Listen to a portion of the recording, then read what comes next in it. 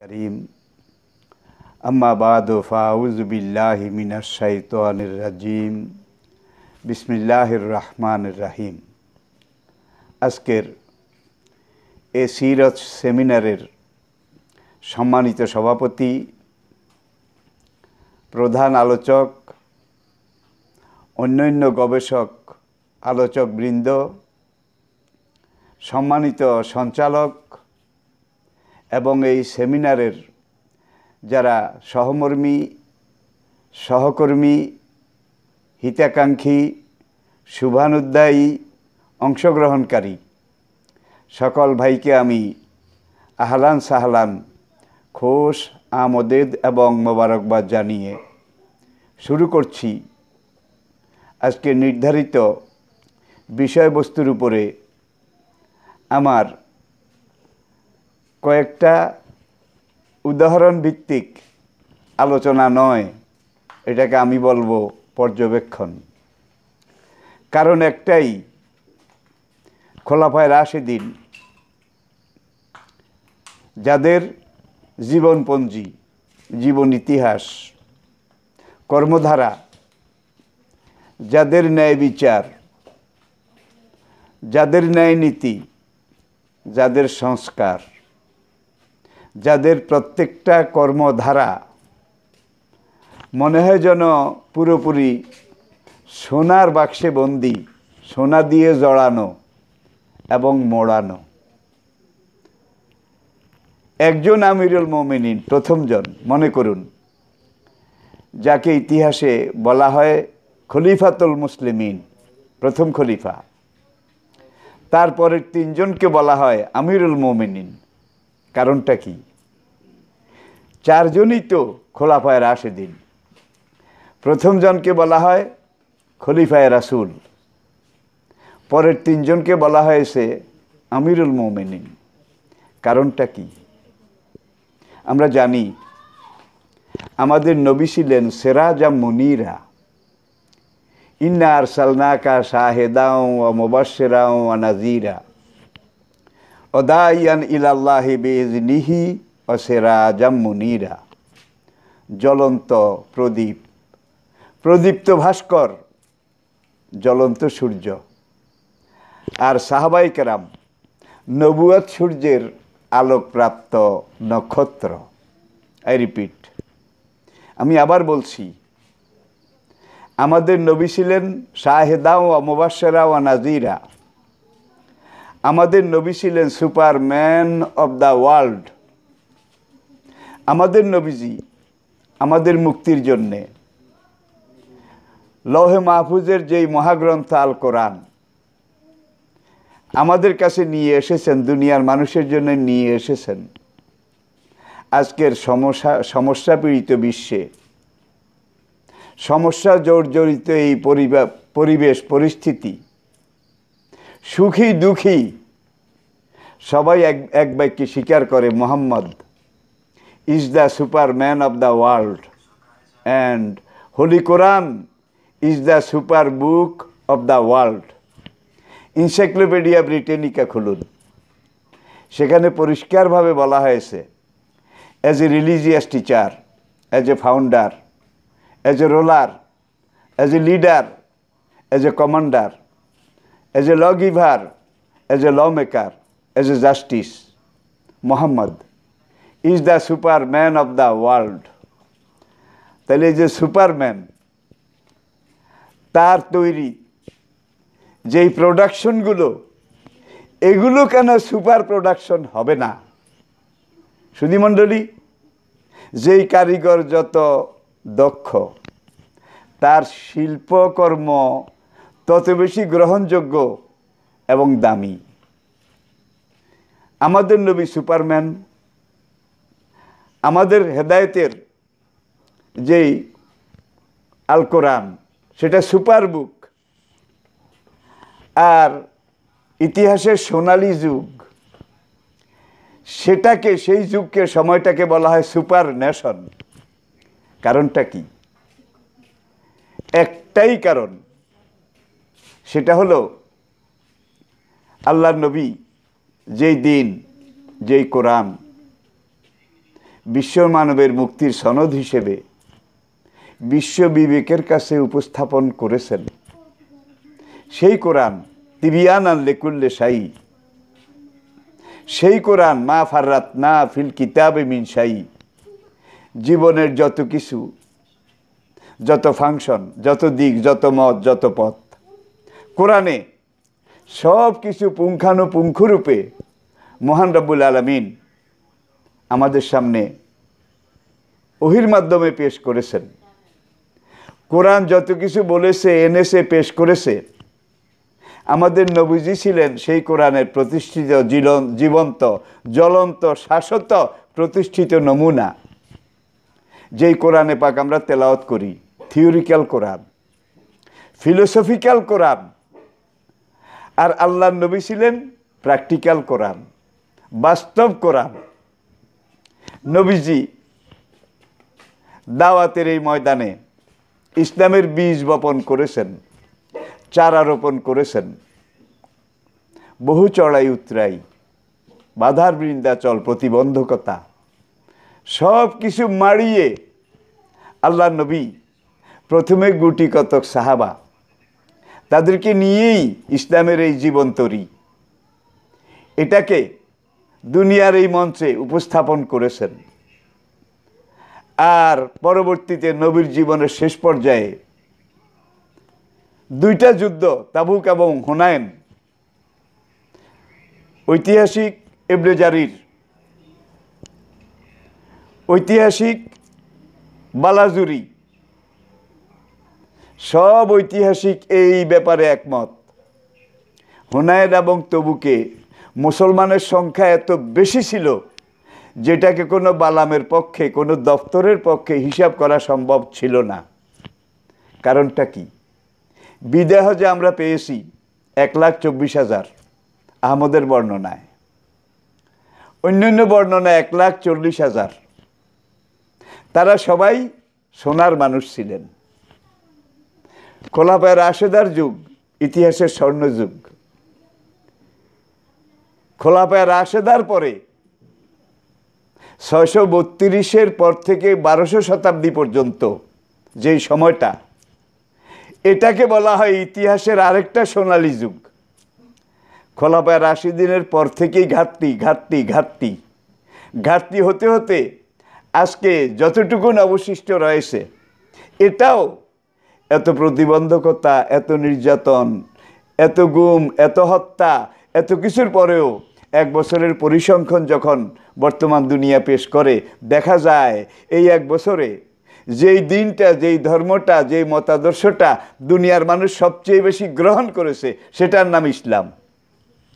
কারণটা কি? স্বর্ণ আসলেই স্বর্ণ,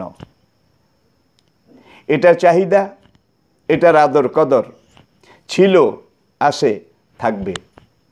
প্রথম খলিফা আবু বকর রাদিয়াল্লাহু তাআলা আনহু, আমি আগেই বলেছি, তিনি খলিফায়ে রাসূল। মদিনায়, বর্তমান মদিনা বিশ্ববিদ্যালয়টা যেখানে, তেহামা অঞ্চলে একজন বৃদ্ধা মানুষ ছিল, যার আর কেউ ছিল না। মানুষ কিছু কিছু দান করতো, এটা দিয়ে চলতো। বৃদ্ধার কাজকর্ম করার কোনো ক্ষমতা ছিল না। প্রথম আমিরুল মুমিনিন আবু বকর রাদিয়াল্লাহু তাআলা আনহু প্রত্যেকদিন গভীর রাতে গিয়ে ওই বৃদ্ধার ঘর ঝাড়ু দেওয়া, বাসন কোসন ধোয়া, গম পেশা, রুটি বানানো, সবগুলো শেষ করে দিয়ে আবু বকর রাদিয়াল্লাহু ঘরে ফিরতেন। ওমর রাদিয়াল্লাহু তাআলা আনহু প্রতিযোগিতায় লেগে গেলেন যে আবু বকর প্রতিদিন ওই অসহায় বৃদ্ধার সব ঘরের কাজকর্ম করে দেন, আগামীকাল আবু বকরের আগে আমি করব। ওমর রাদিয়াল্লাহু তাআলা আনহু একটু বেশি রাতেই গেলেন, গিয়ে দেখলেন যে ওমর যাওয়ার আগেই কে যেন ওই অসহায় বৃদ্ধার সব কাজকর্ম একবার সুন্দর করে পরিপাটি করে গুছিয়ে রেখে গিয়েছে। ওমর বললেন রাদিয়াল্লাহু তাআলা আনহু, আমি অনেক দিন প্রতিযোগিতা করেছি, কিন্তু কোনোদিন গিয়ে আবু বকরের আগে আমি এই কাজগুলো একটাও করতে পারিনি। এরপরে আসুন, এর আগে আমার সন্তানতুল্য ডক্টর অলিউল্লাহ সাহেব, অন্য বিশেষ মেহমান, তারা চুলচেরা আলোচনা করেছেন।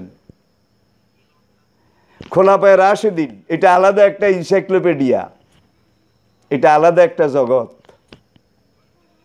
দুনিয়া সাক্ষী। এই মহাসাগর এটা সন্তরণ করা 2-1 ঘন্টায় কারো পক্ষে সম্ভব নয়, যার জন্যে আমি পর্যালোচনা পর্যবেক্ষণ কোনোটাই করতে পারছি না, শুধু কয়েকটা উদাহরণ হিসাবে পেশ করছি। ইয়ামামার যুদ্ধ, অনেক হাফেজে কোরআন শাহাদাত বরণ করেছেন। খলিফায়ে রাসূল আবু বকর রাদিয়াল্লাহু তাআলা আনহু তিনি সিদ্ধান্ত নিলেন, কোরআন এতদিন সাহাবাদের মুখে মুখে ছিল, হাফেজানে কেরাম যেভাবে শাহাদাত বরণ করতেছে কোরআন লিপিবদ্ধ করা দরকার। প্রথম, যাকাত অস্বীকারী, ভণ্ড নবুয়তের দাবিদার, তারপরে বিভিন্ন রকমের গ্যাঞ্জাম নবীজি চলে যাওয়ার পরে যখন শুরু হয়ে গেল, সাইয়েদনা আবু বকর রাদিয়াল্লাহু তাআলা আনহু তার প্রজ্ঞা এবং নবীজির সবচেয়ে নিয়ারেস্ট ব্যক্তি, নিকটতম ব্যক্তি, দুর্দিনের সবচেয়ে বড় সঙ্গী, নবীর থেকে সরাসরি যিনি ট্রেন্ড আপ, প্রশিক্ষণপ্রাপ্ত, সবগুলো সমস্যার এমনভাবে মোকাবিলা করলেন, সমাধান করলেন, যাতে করে ওই সমস্যা এমনভাবে নির্মূল হয়ে গিয়েছিল যেটা পরবর্তীতে দুনিয়া সাক্ষী, বিশ্ববিবেক যার সাক্ষী। প্রিয় দর্শক, সম্মানিত ভাইয়েরা, সাইয়েদনা আবু বকর রাদিয়াল্লাহু তাআলা আনহু, তার ফজায়েল, তার বৈশিষ্ট্য, তার বিশেষত্ব শুধু একটার উপরে নিয়ে আমি কথা বললে সারা রাত বললেও হবে না। আমি বৃদ্ধ মানুষ, শ্রান্ত ক্লান্ত। আজকে এটা আমার বোধহয় 4 নম্বর প্রোগ্রাম, 4র্থ প্রোগ্রাম। আরও 3টা প্রোগ্রাম এই লাইভে আমাকে অংশগ্রহণ করতে হয়েছে। আর পোস্টারে দেখেছি ডক্টর লিখেছেন, আসলে আমি ডক্টর না, আমি একজন কাঠমৌলবী, কাঠমোল্লা যাকে বলে আর কি। যখন আমি লেখাপড়া করি তখন ডক্টর হওয়ার এত ব্যবস্থা ছিল না, বিদেশে যাওয়া লাগতো। আর ডক্টর হওয়ার জন্য এত দোকানপাট এগুলোও ছিল না, দুর্লভ। ঢাকা ইউনিভার্সিটিতে একজন মাত্র ডক্টর ছিলেন, ডক্টর মোহাম্মদ শহীদুল্লাহ। আর এখন তো আমরা সবাই ডক্টর, আলহামদুলিল্লাহ। আল্লাহ আমাদেরকে আরও বরকত, আরও তারাক্কি দান করুন। আসুন, দ্বিতীয় আমিরুল মোমিনিন, তিনি যখন আবু বকর রাদিয়াল্লাহু তাআলা আনহুর পরে মুসলিম দুনিয়ার হাল ধরলেন, হাল ধরার পরে তিনি এমনভাবে সব কিছু হ্যান্ডেলিং করলেন, এমনভাবে সব কিছুকে আবু বকর রাদিয়াল্লাহু তাআলা আনহু যতটুকুন গুছিয়েছিলেন সেটাকে আরও পারফেক্ট করলেন, সেটাকে আরও মজবুত করলেন, সেটাকে আরও সমৃদ্ধ করলেন। করতে করতে এমন একটা পর্যায়ে নিয়ে পৌঁছালেন, দেখা গেল যে মক্কাতে, পুরা জজিরাতুল আরবে কয়েকটা পরিবার ছিল সম্পদের মালিক, পুরো সম্পদ তাদের হাতে ছিল। বাকি সকল মানুষ হয় ভূমিদাস নয় কৃতদাস, এই 2 দলের অন্তর্ভুক্ত ছিল। কিন্তু ইসলাম আসলো। প্রথম আমিরুল মোমিনিন মাত্র 2 বছর, আবু বকর, তিনি চলে গেলেন। ওমর রাদিয়াল্লাহু তাআলা আনহু আসলেন। সম্পদের সুষম বন্টন কোরআনের নির্দেশনা অনুযায়ী এমনভাবে করা হলো যে মদিনা রাষ্ট্রে অভাবী বলতে আর কেউ ছিল না। জাকাতের টাকা নিয়ে মানুষ রাস্তায় রাস্তায় ঘুরত, জাকাত গ্রহণ করার মতো গরিব খুঁজে পাওয়া যেত না। এটা ইতিহাস নয়, কিংবদন্তিও নয়, বাস্তব সত্য। আর যেই কোনো দেশে এই ধরনের সততা, সত্যতা, ন্যায় বিচার, ইনসাফ এটা কায়েম করতে হলে প্রথম শর্ত হলো আদল, আদল ন্যায় বিচার, ন্যায়কে প্রতিষ্ঠা করা, অন্যায়কে উৎখাত করা। দেখুন কিভাবে হয়েছে। আমিরুল মোমিনিন মসজিদে নববীতে রাসূলের মিম্বারে খুতবা দিতে দাঁড়িয়েছেন। হামদ নাতের পরে আইয়ুহাল ইখওয়াত ফিল ঈমান এদ্দুর বলেছেন, ওহে আমার দ্বীনী ভাইয়েরা। মসজিদে নববীর মাঝখান থেকে একজন যুবক স্প্রিংয়ের মতো দাঁড়িয়ে গেল। কেফিয়া আমিরুল মোমিনিন, আমিরুল মোমিনিন থামুন, আপনার খুতবা আমরা শুনব না। আমিরুল মোমিনিন বললেন, লিমাযা ইয়া আখি, হোয়াই নট মাই ব্রাদার, শুনবে না কেন? যে ইয়ামন থেকে যে দিবাজ মূল্যবান কাপড় আসলো, মদিনার দলমত আবার বৃদ্ধ বনিতা নির্বিশেষে সবাই একটা করে চাদর পেল। অনেকে আমরা ওই কাপড় কেটে সেটে জামা তৈরি করেছি। কাপড়টার আকার যা ছিল সবগুলো এক সমান কাপড়, আমাদের সবার জামা হাঁটুর উপরে, কিন্তু আপনার জামাটা দেখা যায় একবারে টাকনুর গিরার উপরে। আপনি আমিরুল মোমিনিনের দায়িত্ব পেয়ে বৈতুল মালের এই সম্পদ, জনগণের এই সম্পদ, চাদর কয়টা নিয়েছেন? আগে এটার জবাব দিন। আপনার জামা এত লম্বা হলো কি করে? আমিরুল মোমিনিন থেমে গেলেন, খুতবা দেওয়া বন্ধ হয়ে গেল। এইবার আমিরুল মোমিনিন বললেন, ভাই যুবক, মুসলিম বিশ্বের দায়িত্ব পেয়ে, আমিরুল মোমিনিনের দায়িত্ব গ্রহণ করে আমি কাপড় একটা আমি নিয়েছি, একটা পেয়েছি। তোমরা সবাই যেমন একটা একটা, আমিও একটা। আমার ছেলে আব্দুল্লাহ, বড় ছেলে, সেও তো একটা চাদর পেয়েছিল। আমরা বাপ বেটা, পিতা পুত্র দুইজন জামা তৈরির জন্য যখন মদিনার অমুক গলিতে দর্জির দোকানে গেলাম, আর ওমর রাদিয়াল্লাহু তাআলা আনহু একটু লং ফিগার ছিলেন, হাজার মানুষের মধ্যে দাঁড়ালেও তাকে দেখা যেত।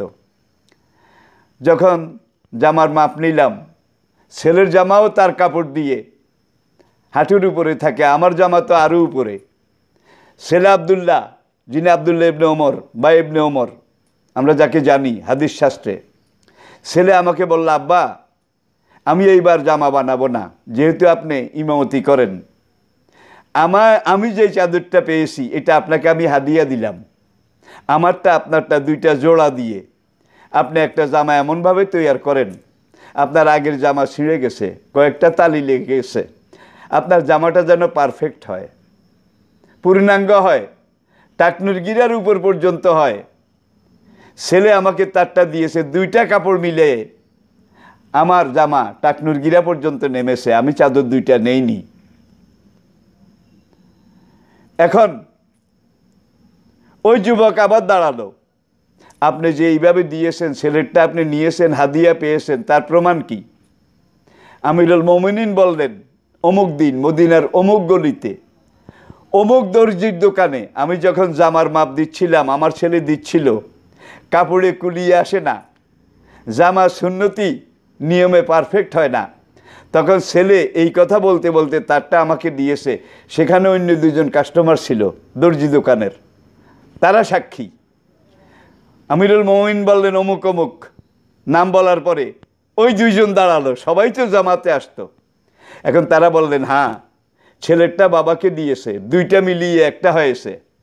আমিরুল মোমিন দায়িত্ব পেয়ে চাদর একাধিক নেননি, আমরা তার সাক্ষী আছি। এইবার যুবক বলে যে, আমিরুল মোমিনিন, এইবার আমরা আপনার খুতবা শুনতে রাজি আছি। এই ছিল শাসন প্রশাসন। একজন সামান্য ইহুদি, সে হযরত ওমরের বিরুদ্ধে মদিনার আদালতে মামলা করে দিল। কাজী ছিলেন সোরাই, ঐতিহাসিক কাজী সোরাই, যিনি খোলাফায়ে রাশিদিন ওমরের আমল থেকে শুরু করে প্রায় বনি উমাইয়ার শেষ পর্যায় পর্যন্ত 60 বছর একাধারে মদিনা সুপ্রিম কোর্টে যেমন কাজীউল কোজাত ছিলেন, চিফ জাস্টিস ছিলেন, বাগদাদ সুপ্রিম কোর্টেরও তিনি ইমাম আবু ইউসুফের আগে কাজীউল কোজাত চিফ জাস্টিস ছিলেন, কাজী সোরাই। সেই সোরাইয়ের আদালতে তিনি ওমরের নামে সমন জারি করলেন, আপনার বিরুদ্ধে মামলা হয়েছে, অভিযোগ, আপনি আদালতে আসুন। আমিরুল মোমিনিন আদালতে গেলেন, আসামির কাঠগড়ায় দাঁড়ালেন। দর্শক, একটিবার লক্ষ্য করুন, এইবার হিয়ারিং, ক্রসিং, আর্গুমেন্ট সব কিছু হলো। হওয়ার পরে কাজী শোরাই ইহুদির পক্ষে রায় দিয়ে দিলেন। আসলে ইহুদি সে ছিল পেশাল, গ্যাঞ্জাম। এই জাতিটাই কিন্তু একটা এমন পেঁচালো ঘোরালো, আল্লাহর সাথে যারা বান্দরামি করে বান্দর হয়েছিল, এটা ইতিহাস। বান্দর হয়েছিল, ইহুদি তো সেই জাতি। আসলে ব্যাপারটা এমন ছিল না, কিন্তু আমিরুল মোমিনিন তো আজকে কাজী শোরাইয়ের আদালতে আসামির কাঠগড়ায় দাঁড়ানো। এখন যখন রায় দেওয়া হলো, এবং ওই যে একটা বর্ষা নিয়ে মামলা হয়েছিল, নেজা বা বর্ষা, কাজী সেটা ইহুদিকে দিয়ে দিলেন। দেওয়ার পরে আমিরুল মোমিনিন বলেন, আল্লাহ শুকরিয়া আদায় করছি, আমি অর্ধেক পৃথিবীর বাদশাহ, কিন্তু আমার বিচারক চিফ জাস্টিস বিচার করার ব্যাপারে আমাকে এক বিন্দু কনসিডার করেনি। সে ন্যায় বিচার করেছে, আমি আল্লাহ পাকের শুকরিয়া আদায় করছি। আর এই যুগে এই ধরনের কোনো রায় দিলে সেই বিচারপতি কি আর দেশে থাকতে পারে? তাকে ক্যান্সারের রুগী বানিয়ে, এই রুগী বানিয়ে, সেই রুগী বানিয়ে একবারে তাড়াতাড়ি দেখ থেকে পার্সেল করে বিদেশে পাঠিয়ে দেওয়া হয়। এগুলা জ্বলন্ত জীবন্ত ইতিহাস। প্রিয় ভাইরা, আর একটু সামনে এগিয়ে আসুন।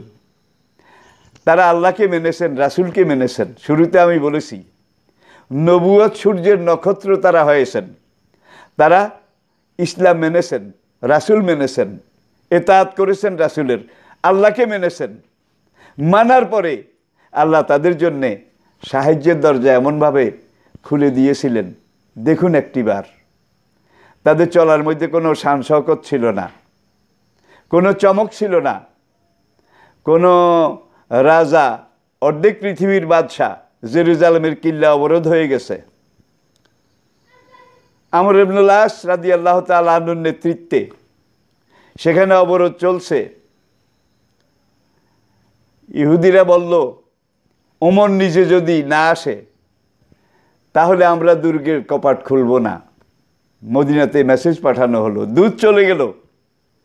আমিরুল মোমিনিন রওনা করলেন, সঙ্গে একজন মাত্র খাদেম, আসলাম, আসলাম যার নাম।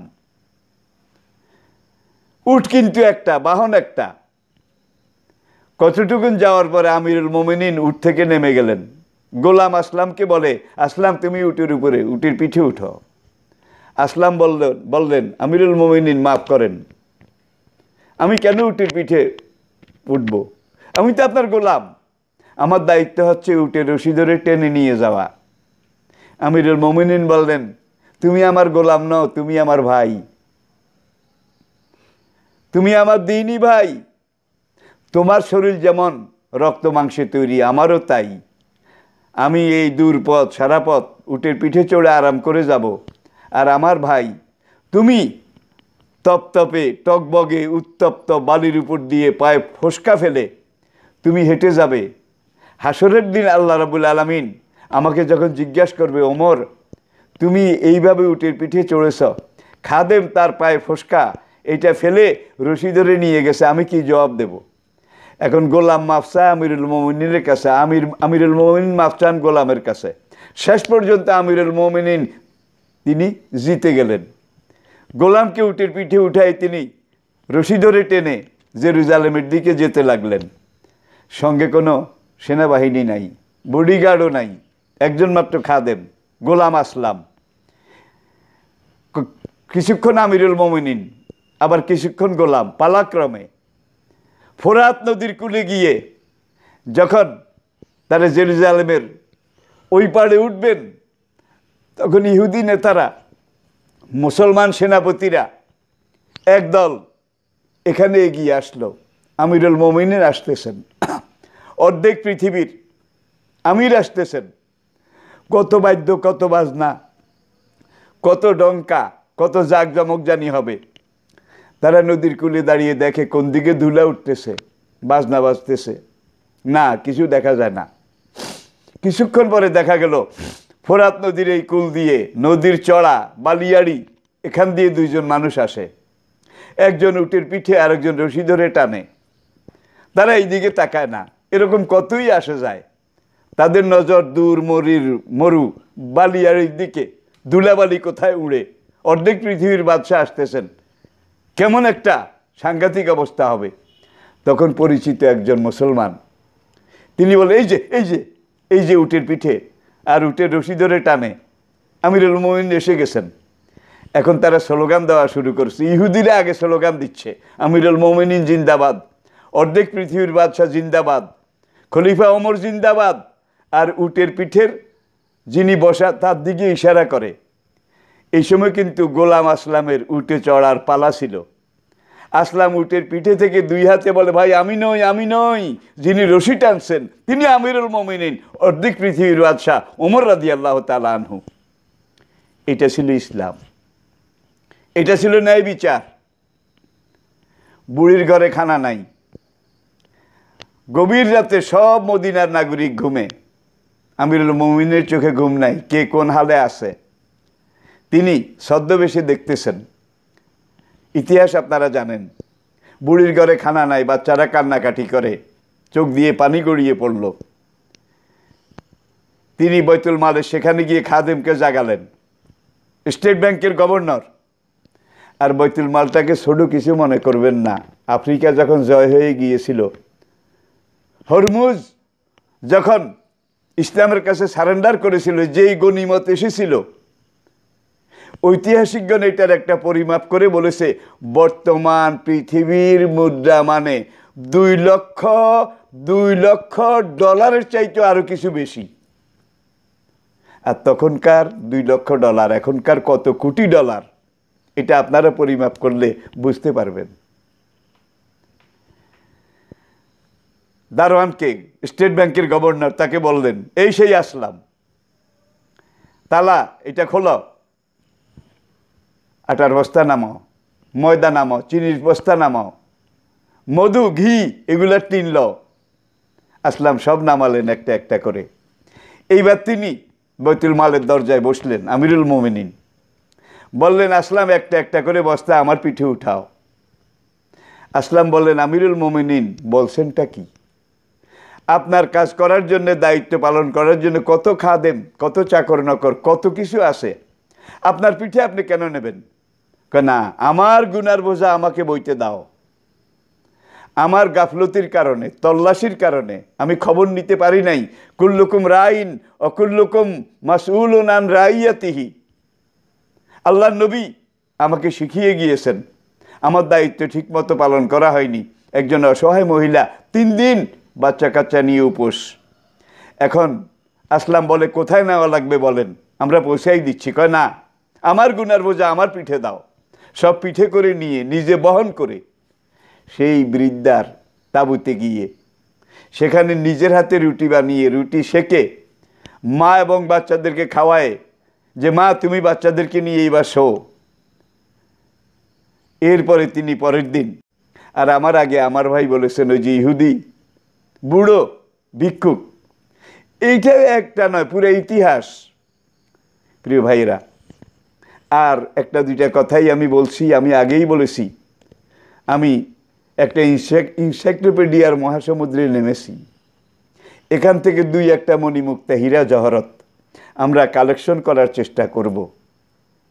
মানলাহুল মাওলা ফালাহুল কুল, যারা আল্লাহর হয়ে যায় পুরা দুনিয়া তাদের জন্য হয়ে যায়, যারা আল্লাহর হয়ে যায় আল্লাহ তাদের জন্য হয়ে যায়। যুদ্ধ চলছে আফ্রিকার পাহাড়ি অঞ্চলে। আমিরুল মুমিনিন মসজিদে নববীর মিম্বারে খুতবা দিচ্ছেন।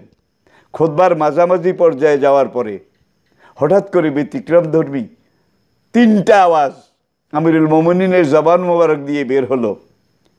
আর তিনি পশ্চিম দিকে তাকাচ্ছেন, শুধু পশ্চিম দিকে তাকিয়ে বলছেন, ইয়া সারিয়া আল জাবাল, ইয়া সারিয়া আল জাবাল, ইয়া সারিয়া আল জাবাল। হে আমার সেনাপতি সারিয়া, পাহাড়ের দিকে যাও, পাহাড়ের দিকে তাকাও। যারা নামাজে শামিল ছিলেন, খুতবা শুনছিলেন, ব্যতিক্রম আওয়াজ খুতবার মাঝখানে, হে সারিয়া পাহাড়ের দিকে তাকাও, পাহাড়ের দিকে তাকাও। আমিরুল মুমিনিন এটা কি বললেন? নামাজের পরে যখন তিনি জিজ্ঞাসিত হলেন, তখন বললেন, আমি যখন খুতবা দিচ্ছিলাম আমার রক্তের অংশ, আমার গোশতের টুকরা, আমার মুসলমান ভাই অমুক সেনাপতি আফ্রিকার ওখানে গিয়ে যখন বেদিনের সাথে জেহাদে লিপ্ত, তখন পিছন থেকে একদল আত্মঘাতী দুশ্মন সৈন্য তারা আমার সেনাপতি সারিয়াকে হত্যা করার জন্যে যখন টার্গেট নিল, আল্লাহ আমার অন্তরের চক্ষু খুলে দিলেন। আমি এখান থেকে তাকিয়ে সেই ঘটনা দেখতে পেলাম। আমি সইতে পারলাম না, মিম্বারে, নবীর মিম্বারে দাঁড়িয়ে আমি বললাম, সারিয়া পিছনের দিকে তাকাও, পাহাড়ের দিকে তাকাও। আমিরুল মোমিনের এই আওয়াজ হাজার হাজার মাইল দূরে আল্লাহ পাক সারিয়ার কানে পৌঁছাই দিলেন। তিনি পিছনে তাকালেন, দুশ্মনদের এই অতর্কিত আক্রমণে এটা অ্যাকশন নিলেন। আমরা জানি।